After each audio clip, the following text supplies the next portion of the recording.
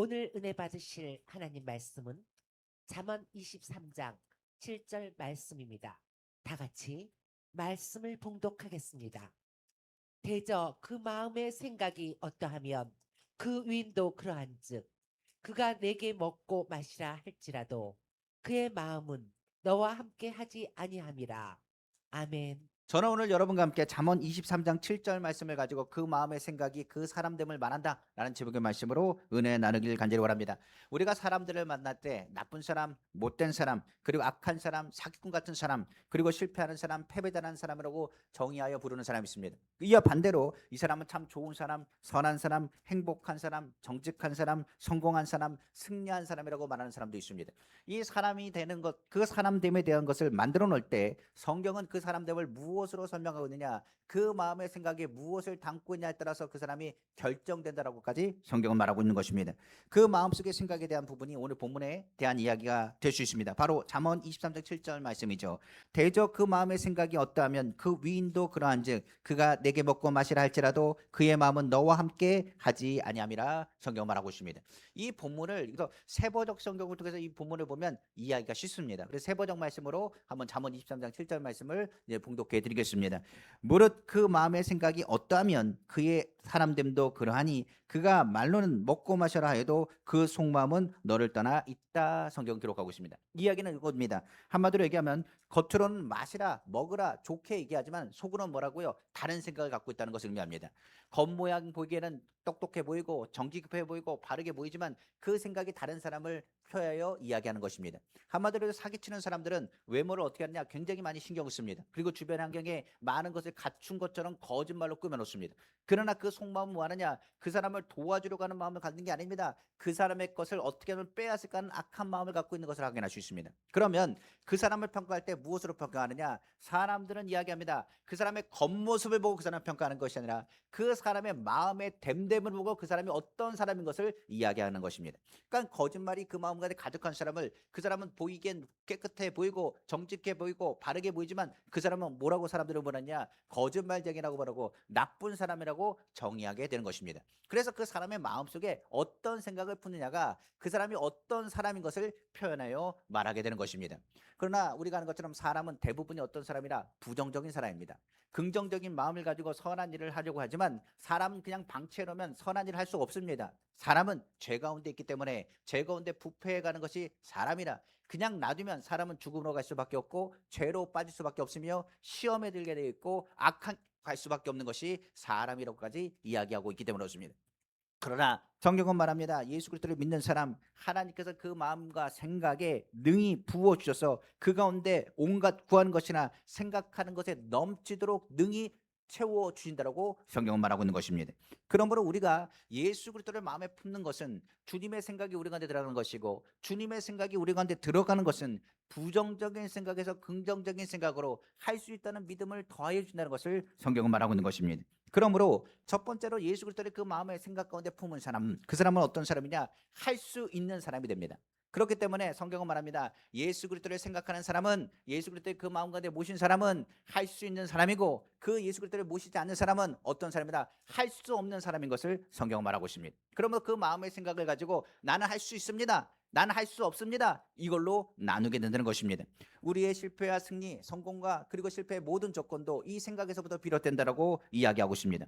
환경이 좋지 않아도, 부모님이 좋지 않아도, 교육을 많이 받지 못해도 그 마음과 생각이 예수로 충만한 사람은 할 수 있는 믿음을 가진 사람이고, 오히려 예수 그리스도를 믿지 아니하고 그 가운데 세상 가운데 원망과 불평하는 사람은 그 생각이 부정적이고 할 수 없는 사람이 되게 된다는 것입니다. 성경은 그것을 분명하게 우리에게 말하고 있습니다.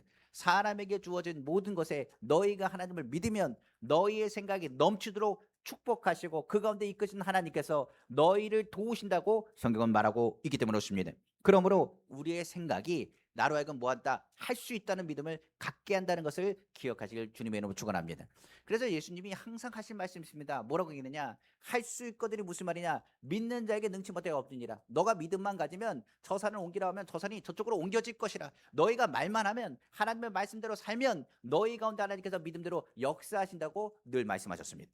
그러니까 주님 믿는 사람은 뭘 얘기하느냐? 예수님이 말씀하시는 모든 것이 됩니다. 예수님 말씀하신 건 기적이 일어납니다. 예수님 안에서 지금 눈에 보이지 않고 손에 잡히지 않고 귀에 들리지 않아도 할 수 있다는 저는 믿음을 갖습니다. 할 수 있습니다라고 선포하게 되는 것입니다. 성경에 보면 성경에 예수님께서 들판에서 2만여 명 앞에서 하나님 말씀을 선포하셨습니다. 그때 말씀이 무슨 말씀이겠냐? 성경을 보니까 회개하라 천국이 가까웠다는 말씀과 팔복에 대한 메시지를 선포하고 계셨습니다. 하나님 우리를 채우시는 분입니다. 하나님은 기적의 하나님이십니다. 하나님은 천지를 창조하셨습니다. 주께로 돌아오십시오. 주님께서 돌아오시면 여러분들을 채우실 것입니다. 여러분들의 가난을 치유하실 것입니다. 너희 굶주림을 채우실 것입니다. 주님 말씀하셨습니다. 그리고 나서 봤더니 시간이 많이 흘렀습니다. 많이 흐르고 나서 보니 그들이 너무나 배고프고 줄인지라 예수님께서 그들을 먹여야겠다고 생각을 했습니다. 그래서 제자 하나를 불렀습니다. 그 사람이 누구였느냐? 바로 빌립이었습니다. 빌립이 말하기를 이 사람들이 지금 들판에서 오랫동안 하나님의 말씀을 듣고 주님의 은혜를 받았는데 이 사람이 굶주려 있는 것을 보니 내 마음이 편하지 않다. 그들에게 먹을 것을 갖다 줘야겠다. 그들에게 먹을 것이 있는지를 한번 살펴보고 그들에게 먹을 것을 주자라고 예수님께서 말씀하셨습니다. 빌립이 주변을 살폈습니다. 그리고 그 계산이 빠른 빌립이 생각해보기에는 예수님이 이렇게 말씀하시지만은 현실적으로는 정말 불가능한 상황인 것을 확인할 수 있습니다. 그러니까 빌립은 말합니다. 예수님, 들판으로 나간 이 들에서 무슨 먹을 것이 있겠습니까? 지금 우리에게는 수중에 돈이 없습니다. 지금 필요한 돈이 얼마가 필요하냐? 200대라는 이상의 돈이 필요합니다라고 고백하는 장면이 성경에 기록되어 있습니다. 바로 요한복음 6장 5절에서 7절 말씀입니다. 예수께서 눈을 들어 큰 무리가 자기에게 오는 것을 보시고 빌립에게 이르시되 우리가 어디서 떡을 사서 이 사람들을 먹이겠느냐 하시니 이렇게 말씀은 친히 어떻게 하실 줄을 아시고 빌립을 시험하고자 하심이라. 빌립이 대답하되 각 사람으로 조금씩 받게 할지라도 200데나리온의 떡이 부족하리이다. 성경 말하고 있습니다. 예수님께서 뭐라고요? 어떻게 하실지 생각하셨습니다. 그들을 먹여야겠다고 생각하셨습니다. 그리고 빌립에게 말씀하셨습니다. 그리고 빌립이 대답하는 것을 듣길 원하셨습니다. 그런데 빌립의 대답은 2만여 명이나 된 사람 먹일 수 없습니다. 200데나리온의 돈이 필요합니다. 계산해 보니 불가능합니다. 라고 예수님께 말씀하신 것입니다. 그런데 우리도 알아야 될 것이 있습니다. 예수님이 그 사실을 모를까요? 들판입니다. 2만여 먹을 돈이 없는 것 예수님도 잘 아십니다. 그리고 어디서 떡을 구할 수 있겠습니까? 어디서 먹을 것을 구할 수 있겠습니까? 불가능한 것을 누구는 모르신다? 예수님은 아신다는 것입니다. 그렇기 때문에 예수님께서 이름이 빌립에게 물으신 것은 빌립에게 무엇하길 원하느냐? 안 된다는 말을 듣길 원하시는 것이 아니라 예수님 함께 하시면 됩니다는 고백을 누가요? 예수님께서 듣길 원하십니다. 뭐라고요? 예수님께서 믿음에 대한 설교를 하셨다니까요. 예수님께서는 능치 못한 일이 없다라고 말씀하셨다니까요. 그리고 모든 걸 채우신다고 설교하셨는데 거기서 이 빌립에게 말하기를 이들을 먹여야겠다라고 말했는데 빌립이 뭐라고요? 200대나 부족합니다. 우리는 안 됩니다. 지금 현실적으로 불가능합니다라고 이야기한 것입니다. 그런데 이 말은 어떻게 보면 빌립의 얘기를 사정을 들어보면 그 말이 틀린 말은 아닙니다. 이 데이터가 틀린 데이터가 아니라는 얘기입니다. 우리가 아는 것처럼 2026년도 우리가 살아갈 때 모든 지표는 어떻게 되느냐? 예전과 또 다릅니다. 우리가 매년 듣는 세기가 매년마다 어렵다 힘들다고 얘기하는데 2026년도에 얘기할 때는 더 어렵다라고 얘기하는 사람들이 얼마나 많은지 모르겠습니다. 그 데이터를 얘기할 때 분명 지금 나라 어렵고 부정적이고 굉장히 괴로운 상황인 것을 확인할 수 있습니다. 청년의 실업 문제뿐만입니까? 40대가 되면 명퇴를 해야 됩니다. 그러니까 직장이나 일하는 데가 없고 그리고 나이는 100세 시대를 넘어서 120세대라고 말합니다. 그러니까 사는 문제들도 너무나 각박합니다. 눈앞이 깜깜합니다. 어렵습니다. 그 현실 지표와 데이터를 보면 이것이 얼마나 암울한지를 알게 할 수 있습니다. 예수님이 듣고자 하는 것은 현실 지표가 아닙니다. 그런데 예수님이 원하는 건 그 데이터에 대한 건 예수님 모르느냐? 예수님은 아십니다. 그런데 뭐 하기 원한다고요? 믿음 안에서 예수님을 생각하고 그것을 채우시는 주님을 의지하기를 주님이 원하시는 거예요. 하나님이 원하시는 겁니다. 다른 것이 아니라 예수 그리스도를 통해서 부정적인 생각이 아니라 할 수 있거든이 무슨 말이냐? 믿는 자에게 능치 못해 없다는 것을 보여주시길 원하십니다. 우리에게 원하는 것은 바로 그 믿음이에요. 그렇기 때문에 성경은 말합니다. 물이 변해 포도주인 것도 그렇습니다. 물이 어떻게 포도주가 됩니까? 그런데 예수님께서 떠다 주라고 말하잖아요. 떠다 주라 말했을 때 물이 변해 포도주가 되었는데 이것은 뭐에 있느냐? 그 사람의 믿음과 순종에 있다는 사실이에요. 기적은 바로 믿음과 순종에 있습니다.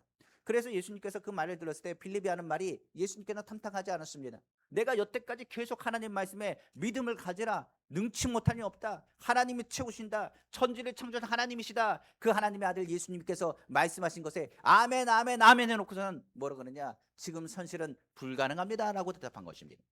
그때였습니다. 옆에 보고 안드레에게 묻습니다. 안드레, 너는 어떻게 할래? 이 사람들이 지금 먹을 것이 없다. 이걸 먹여야 되는데 어떻게 했으면 좋겠느냐? 라고 물었습니다. 그리고 나서 안드레는 어디를 가더니 어린아이에게서 오병이어를 가지고 나왔습니다. 그리고 예수님께 나갑니다. 뭐라 그러냐? 분명히 불가능한 사실인 것을 안드레도 압니다. 계산이 느리고 아무리 미련한 사람이라 할지라도 그것은 압니다. 그런데 그의 생각엔 누구가 있느냐? 예수님이 계십니다. 우리가 기억할 것은 예수님을 믿으면, 예수님의 손에 있으면 뭐가 일어난다는 걸 알아야 되느냐? 기적이 일어난다는 것을 알아야 됩니다. 예수님은 보통 분이 아니라 예수님이 가는 것보다 기적이 일어나고 능력이 나타났기 때문에 예수님의 말씀하실 때는 하나님의 뜻이 있겠지, 하나님의 계획이 있겠지. 그러니 하나님 안에서 예수께 무엇을 드리면 예수님은 선지자라 무슨 하나님의 역사가 일어나지 아니할까를 생각했다는 사실입니다. 우리의 생각에 예수님이 들어가느냐와 예수님이 들어가지 않느냐는 이렇게 큰 차이가 납니다. 기적의 순간은 누구의 순간이냐? 예수 그리스도를 생각할 땐 기적이 나타납니다. 우리가 아는 것처럼 하나님 지금 현실은 불가능합니다. 그러나 내가 예수 그리스도를 믿습니다. 그럼 하나님 기적이 일어납니다. 베드로가 얘기합니다. 하나님의 말씀을 들었습니다. 예수님의 말씀을 들었습니다. 베드로가 예수님께서 말씀하신 듣기 시작합니다. 예수님이 말하기를 깊은 데로 그물을 던지라고 말했습니다. 그랬더니 베드로가 말합니다. 주님, 현실적으로는 불가능합니다. 깊은 데는 물고기가 없습니다. 그러나 주님의 말씀에 의지하여 그물을 던지겠습니다 말합니다. 그럼 뭡니까? 믿음으로 내가 그물을 던지겠다는 이야기입니다.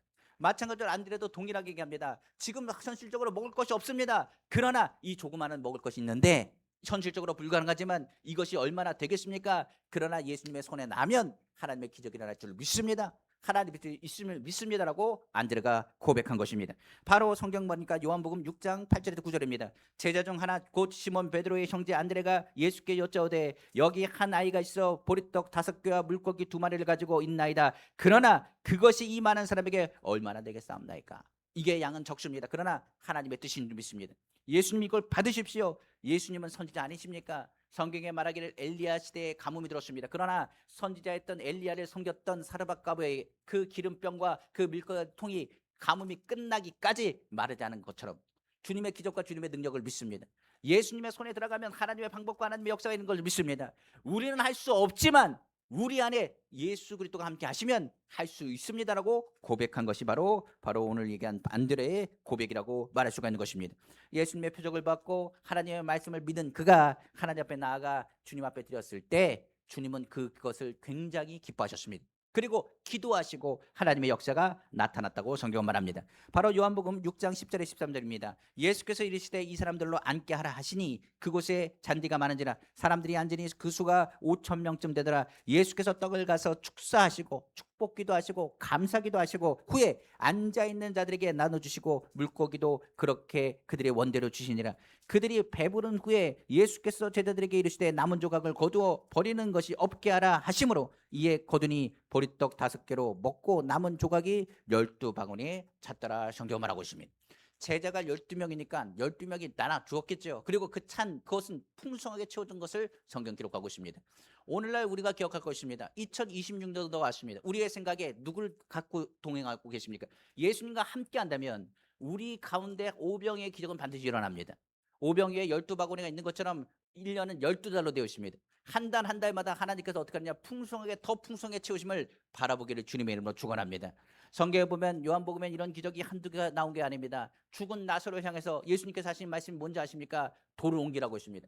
예수님 냄새가 납니다. 죽은 지가 사흘이나 되었습니다. 그러나 예수 그리스도의 말씀을 믿고 그 돌을 옮겼을 때 예수님께서 동일하게 기도하십니다. 하늘을 우러러보시고 축복기도 하시고 그리고 나서 하나님 감사합니다 외치시고 나사로야 나오니 하니 나사로가 죽은 자가 그 돌 무덤 가운데 나오는데 온몸에 그 베인 배를 벗고 주님 앞에 영광을 돌리는 모습이 성경에 기록되어 있기 때문에 그렇습니다. 그러므로 그 마음의 생각 가운데 주님이 계시면 주님의 복을 받습니다.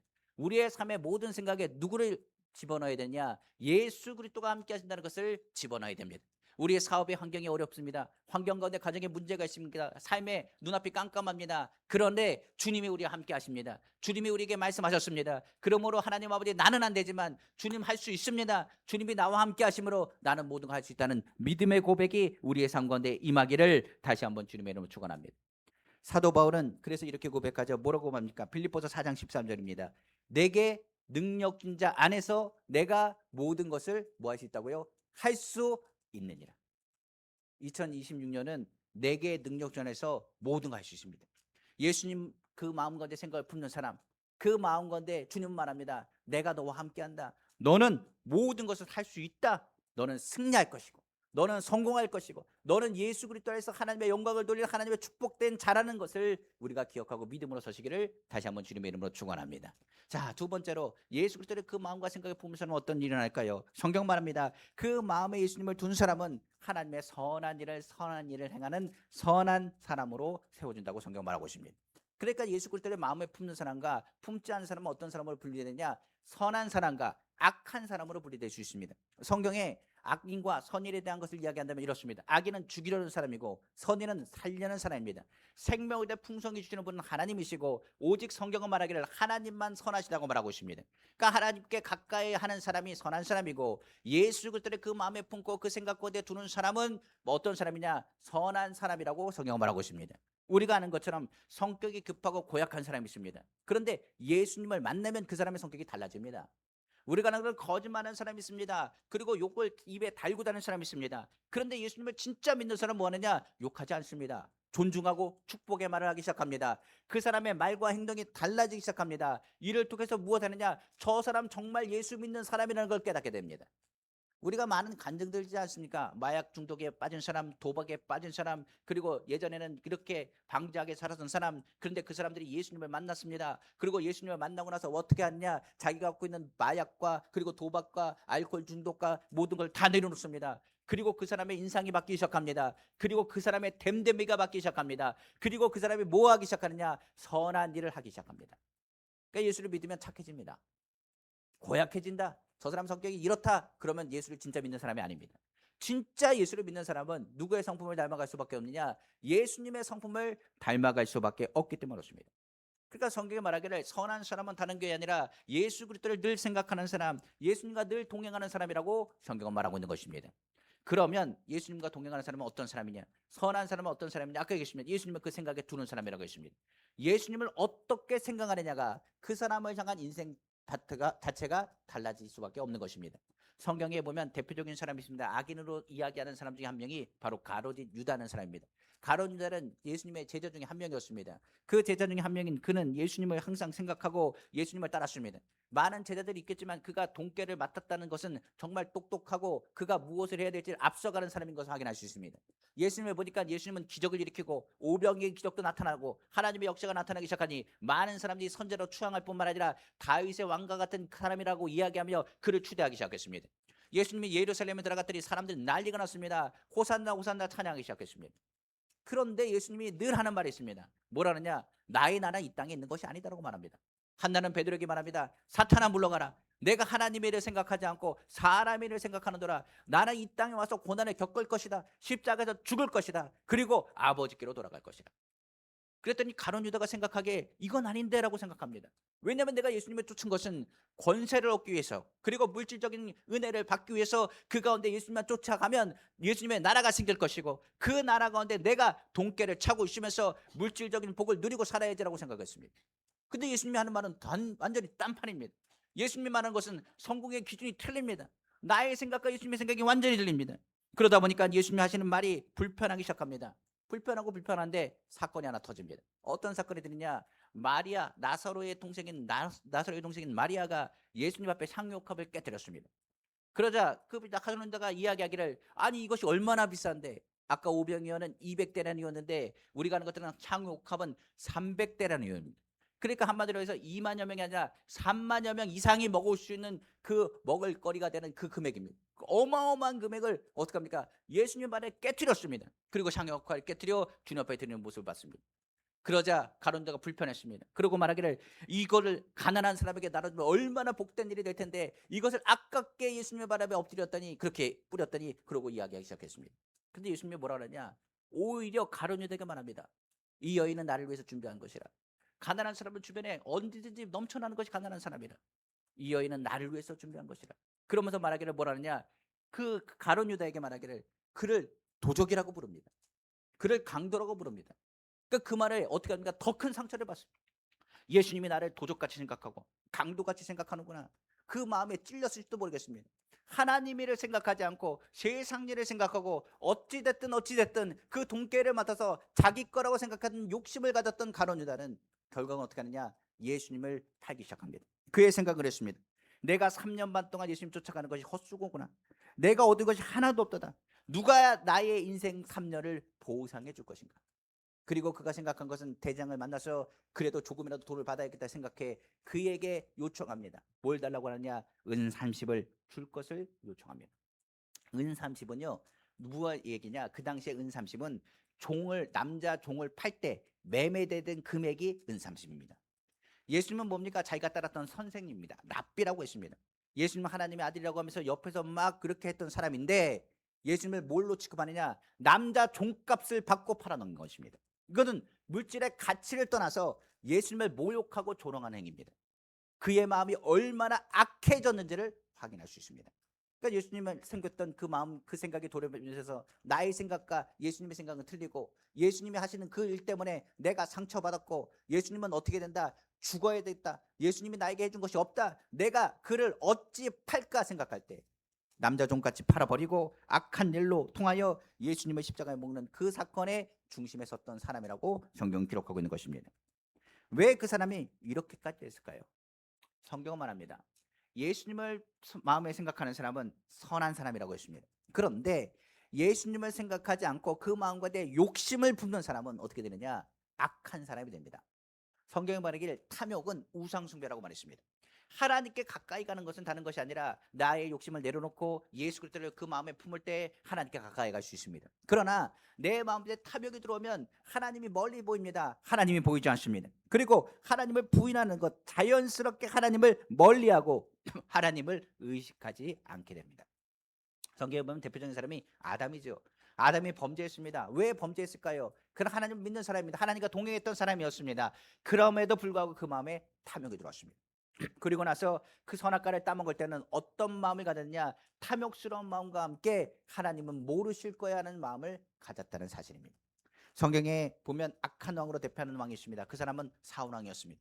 첫 번째는 겸손한 왕이었습니다. 그 사람이 하나님을 모르나요? 하나님을 아는 사람이었습니다. 그러나 어느 순간 교만하고 오만해지더니 그런 욕심이 생겼습니다. 하나님과 점점 멀어지기 시작했습니다. 눈에 보이는 사람이 자기 왕권을 뺏을까요? 오히려 그를 핍박하기 시작했습니다. 자기 사위였던 다윗을 미워하기 시작했습니다. 죽이려고 했습니다. 그 생각이 불안했습니다. 염려 가운데 있습니다. 그런데 이제는 하나님도 응답하지 아니하십니다. 그는 신접한 여인까지 찾아갑니다. 하나님 멀리하고 하나님 보고 계신다는 것을 부인한 사람의 결말은 탐욕으로 인해서 죽음으로 갈 수밖에 없는 모습을 확인할 수 있는 것입니다. 악한 사람의 결론은 그렇습니다. 가룟 유다도 예수님을 팔았고 그리고 성경에 말하는 사울 왕도 다윗을 죽이려고 했던 그 마음을 가졌다는 사실입니다. 그럼 우리는 어떻습니까? 우리 순간에 신앙은 자만하면 안 됩니다. 교만하면 안 됩니다. 탐욕이라는 것은 순간순간 들어오기 때문에 그렇습니다. 하나님을 섬길 때 주님을 생각하는 사람은 희생하고 내려놓을 줄 압니다. 그러나 욕심이 생기면 그 눈도 가려지고 그 귀도 가려져서 내가 잘못된 길을 가는 것을 깨닫지 못하겠다는 것을 알아야 됩니다. 나는 주님 마음에 합한데요. 나는 주님을 생각하고 사는데요. 내가 그런 일이 있을까요? 생각하는 사람이 있습니다. 그러나 선줄로 하면 넘어질까 한다는 이야기를 우리는 기억해야 됩니다. 성경에 다윗 왕인 사람 우리가 아는 분명 선한 왕입니다. 그러나 그는 하나님의 마음에 합한 자요. 그 생각에 늘 주님을 생각했습니다. 우리가 아는 것처럼 여호와는 나의 목자시니 내게 부족함이 없습니다. 고백하는 다윗 왕의 그 시를 우리는 잘 알 것입니다. 그러나 그도 순간 욕심과 탐욕이 그 눈을 가렸습니다. 그리고 결과적으로는 간음하고 살인하는 범죄를 저지르고 그 죄악을 감추려고 했던 사람이 누구냐? 바로 다윗이었습니다. 그 행동의 악은 끝이 없었습니다. 하나님은 선지자를 보내서 그의 악을 드러나게 하셨습니다. 다행스럽게도 다윗은 사울과 달랐습니다. 하나님 앞에 회개하기 시작하고 죄를 신하고 하나님은 은밀한 모든 것을 보고 계신다는 것을 아신다는 것을 깨달았다고 성경 기록하고 있습니다. 그럼 우리에게 묻는 거예요. 시험에 빠지거나 악에 들어가지 않고 있어. 하나님은 시험하시는 분이 아니라고 말했습니다. 사람의 욕심이 너를 시험으로 이끌어간다고 했는데 탐욕의 그런 삶을 내려놓기 위해서는 어떻게 될까요? 예수님의 마음을 품고 하나님이 우리를 지금 불꽃 같은 눈동자로 지켜보고 계신다는 것을 인지하셔야 됩니다. 오늘 주님은 우리를 아세요. 우리를 보고 계십니다. 2026년도 우리에게 욕심이 다가올 때가 있습니다. 사업에 망하는 사람들의 제가 이야기를 듣고 상담해 보면 다 그렇습니다.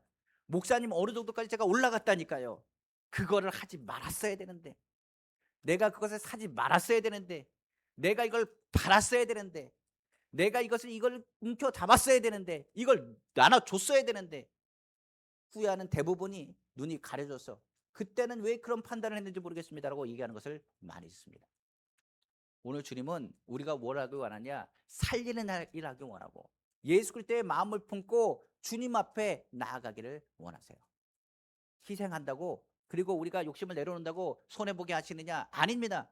하나님은 하나님의 방법으로 채우심을 믿으시기를 주님의 이름으로 축원합니다. 자, 마지막으로 우리가 하나님께서 우리에게 주시는 말씀입니다. 그 생각, 그 마음의 생각이 예수님을 보면 어떤 사람이 되냐? 행복한 사람이 됩니다. 그래서 예수님을 진짜 모신 사람과 모시지 않은 사람은 행복한 사람과 불행한 사람으로 나눠지게 되는 것입니다.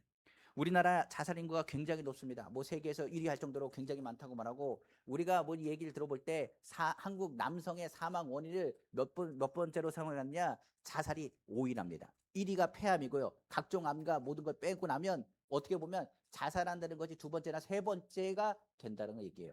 그러니까 한국 사람이 자살 이야기를 보면 굉장한 스트레스와 함께 40대에 명퇴까지 당하고 앞으로 나갈 길이 너무 많다 보니까 눈앞이 깜깜하기 시작하는 것입니다. 그런데 그때 생각이 들어옵니다. 뭐라느냐? 나는 불행하다라고 생각합니다. 그러면 얘기하는 생각들이 그거예요. 마음의 상처를 내어 잘못된 생각이 만들어지는데 이렇게 생각한답니다. 나 같은 사람은 살 자격이 없다. 내가 살아서 뭐하나? 라는 생각을 갖는답니다. 내가 죽는 것이 저 사람들 도와주는 것이다. 나 때문에 너희가 피해본다. 자녀들을 바라봅니다. 나 때문에 너희가 피해본다. 내가 차라리 죽어버리는 것이 너희가 행복하게 사는 것이고 내가 이 세상에 사라지는 것이 너희에게 오히려 좋겠다라고 얘기합니다. 이런 생각이 커질수록 죽음이 어떻게 보인다고요? 아름답게 보입니다. 그냥 죽어버리면 모든 게 끝난다고 생각하기 때문이죠. 그러나 우리가 기억할 것이 있습니다. 환경이 그렇게 만든 환경 분명히 영향력이 있습니다. 그런데 행복과 그리고 주님이 주시는 그 불행에 대한 부분을 얘기할 때 행복을 얘기할 때 단어적인 설명을 이렇습니다. 생활에서 충분한 만족과 기쁨을 느끼는 게 행복이거든요. 만족이라는 게 그렇습니다. 부유하다고 만족하느냐? 행복한 사람이 아닙니다. 성경은 말하기를 이 만족과 행복이 어디서 오냐고 묻는다면 그 마음과 생각을 창조한 하나님, 바로 오직 하나님께로부터 뭐가 온다고요? 만족이 온다는 것을 성경은 분명하게 가르쳐주고 있기 때문에 그렇습니다. 그러니까 내 마음과 생각에 예수 그리스도를 섬기고 예수 그리스도를 바라볼 때 사람은 참으로 행복을 느끼고 만약에 내 마음과 내 예수님을 떠난 사람은 그 마음의 행복과 평안함을 누리는 것을 착각하지만 결국은 어떻게 한다고요? 행복을 잃어버리고 만족감 없이 살다가 그 생을 마감하게 된다는 얘기입니다. 성경 한번 보겠습니다. 고린도후서 3장 5절이죠. 우리가 무슨 일이든지 우리에게서 난 것 같이 스스로 만족할 것이 아니니 우리의 뭔요? 만족은 오직 하나님께로부터 나니라 성경 말하고 있습니다. 그러니까 행복은 누구에서 온다고요? 오직 예수 그리스도밖에 없습니다. 하나님 앞에 가까이 가는 것이 사람의 본분일 뿐만 아니라 사람이 가장 행복한 순간이 어디냐? 예수 그리스도를 만나고 주님이 내 안에 있다는 것을 깨닫는 순간인 것을 알아야 됩니다. 우리가 하나님을 인정하고 더 나아가서 그리스도의 은혜를 잊지 않고 십자가 사랑을 통해서 깨닫는다면 우리는 어떤 사람이라? 불행한 사람이 아니라 행복한 사람이라는 것을 깨닫게 된다는 얘기예요. 그럼 이건 무슨 말입니까? 이런 겁니다. 나는 쓸모없는 사람입니다. 나는 부족한 사람입니다. 나 같은 사람은 죽어야 됩니다. 근데 하나님 말씀을 봅니다. 그랬더니 뭐냐냐? 하나님이 나를 사랑하신답니다. 나를 위해서 예수님을 보내셨답니다. 그리고 핏값으로 너를 샀다고 말합니다. 그러고 말합니다. 너는 쓸모없는 존재가 아니라 존귀한 존재야. 너는 특별한 존재야. 너는 사랑받기에 태어난 사람이야. 너는 하나님의 특별한 사람으로 내가 너를 세웠어. 너는 참으로 행복한 사람이야. 너와 함께하길 원하고 너 가운데 너를 사랑하는 사람이 참 많아. 주의 말씀은 이야기합니다. 내가 너를 십자가 지고 너는 저주받는 사람이 아니라 아브라함의 복을 받는 사람이고 너희는 죄인이 아니라 의로운 사람이고 너의 손과 너의 마음과 너의 모든 삶에 그리스도의 향기와 그리스도의 편지로서 하나님이 너를 쓰길 원해. 하나님의 말씀은 우리에게 말합니다. 어떻게 한다고요? 하나님이 나를 사랑하신대. 사람들은 다 나를 떠나고 다 비난해도 다 쓸모없게 보여도 하나님은 뭐라고요? 나를 쓸데있답니다. 나를 존귀하답니다. 너는 특별하답니다. 그 하나님께서 예수 그리스도의 십자가를 통해서 우리에게 주시는 행복과 은혜가 우리 가운데 하여금 행복감을 느끼게 하는 거예요. 그래서 성경에 하나님 앞에 불행하다 생각할 때는 우리는 뭐 해야 되느냐? 성경을 봐야 됩니다. 하나님 말씀, 예수님을 깊이 생각해봐라. 주님의 십자가를 바라보고 깊이 생각해봐라.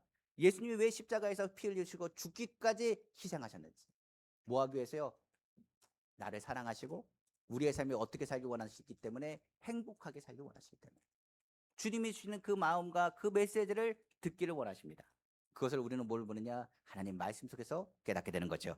시편 1편에 보면요, 성경에 말합니다. 복 있는 사람이라는 말이 나옵니다. 그 단어가 나오는데 쉬운 성경은 뭐라 그러냐? 복 있는 사람으로 이야기하지 않고 분명하게 행복한 사람으로 표현하고 있어요. 제가 한번 읽어드릴게요. 쉬운 성경 시편에 있는 말입니다. 행복한 사람은 나쁜 사람의 꼬임에 따라가지 않는 사람입니다. 그리고 행복한 사람은 죄인들의 가는 길에 함께 서지 않습니다. 죄인들과 함께 서지 않습니다. 빈정되는 사람들과 함께 자리에 앉지 않는 사람입니다. 빈정되거나 죄인들 이야기하면서 세상적인 말을 하면서 모인 곳에 행복이 없다는 걸 아는 사람이에요. 진짜 행복한 사람은 그러면서 얘기한 얘기가 뭐라 하냐? 그는 여호와의 가르침을 즐거워하고 밤낮으로 그 가르침을 깊이 생각합니다. 주의 말씀을 통해서 뭐 하는 사람? 주님이 나를 얼마나 사랑하시는지를 간증하는 사람. 하나님, 내가 교회 나오네요. 주님이 나를 버리지 않으시고 나를 축복하심을 감사합니다. 나는 죽는 줄 알았어요. 그런데 교회 왔더니 산대요. 나는 실패한 줄 알았어요. 교회 왔더니 나는 성공하는 사람이래요. 교회 왔더니 나보고 승리자랍니다. 나는 사랑받는 사람이래요. 나는 벌 벌는 사람이 아니랍니다. 나는 가치 있는 존재래요. 내가 만하의 천하보다 귀한 존재라고 말합니다. 하나님의 말씀을 나누면서 제가 깨달은 것, 아, 내가 하나님의 자녀구나. 하나님의 자녀는 하나님 자녀답게 살아야지. 하나님, 내가 세상 가운데 살았습니다. 그런데 이제는 세상께 재미가 없어요.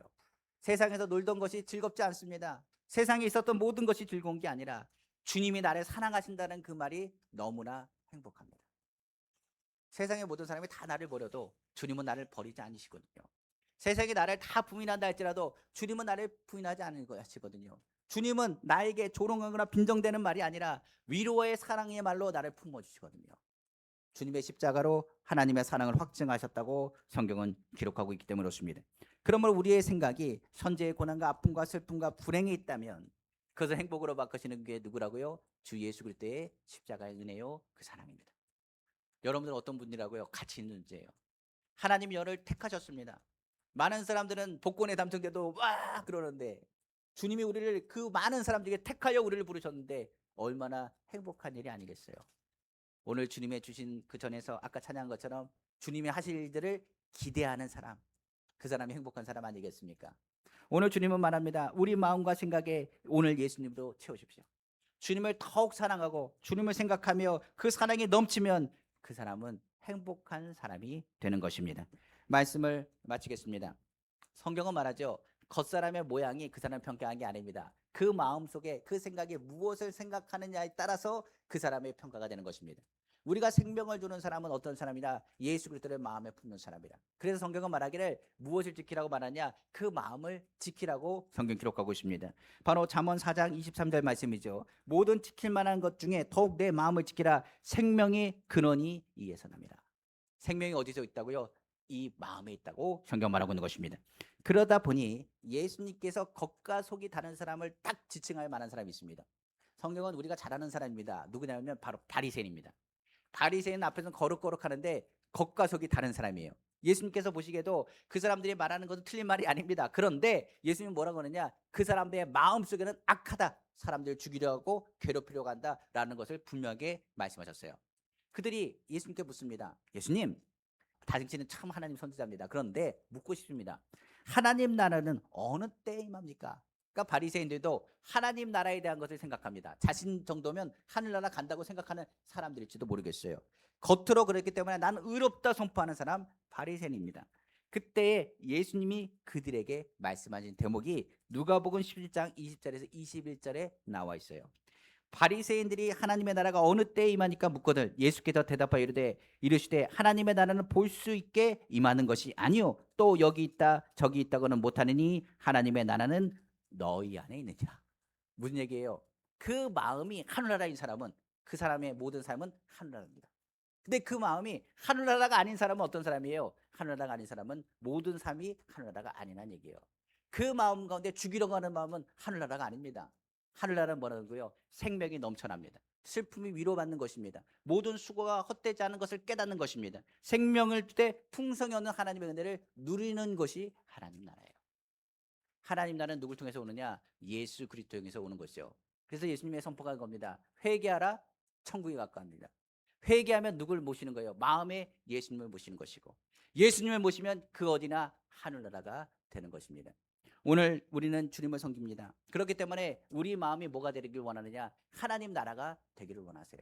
우리의 마음의 생각에 예수로 충만하기 원합니다. 하늘나라는 슬픔이 있는 곳이 아닙니다.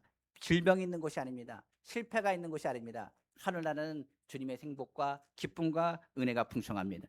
오늘 주님 안에서 우리는 하나님의 귀한 존재요, 하나님의 위로받는 존재라는 사실을 깨달아야 할 것입니다. 환경에 자주 흔들리지 마시고 오직 주의 말씀 안에서 나는 행복한 사람이다, 하나님의 마음 품고 그 안에 예수를 깊이 생각하며 오늘도 주님 앞에 승리하시는 2026년 되기를 간절히 소망합니다. 오병의 기적같이 12달, 한 달 동안, 매달 동안 더 풍성한 은혜의 바구니가 우리 성도님의 삶 가운데 넘쳐나시기를 다시 한번 주님의 이름으로 축원합니다. 기도하겠습니다.